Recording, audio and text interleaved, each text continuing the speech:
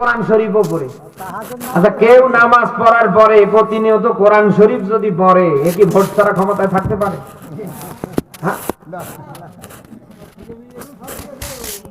কোন নামাজি মহিলার কাজ কি আয়না ঘর বানানো? বলেন না কেন?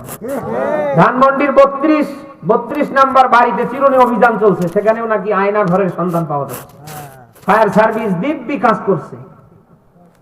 এ মহিলা নাকি নামাজ পড়ে। কোন নামাজি মহিলা কি এরকম আয়না ঘর বানাতে পারে? নিরপরাধ মানুষকে ধরে ওখানে রেখে মারতে পারে? মায়ের বুক খালি করতে পারে?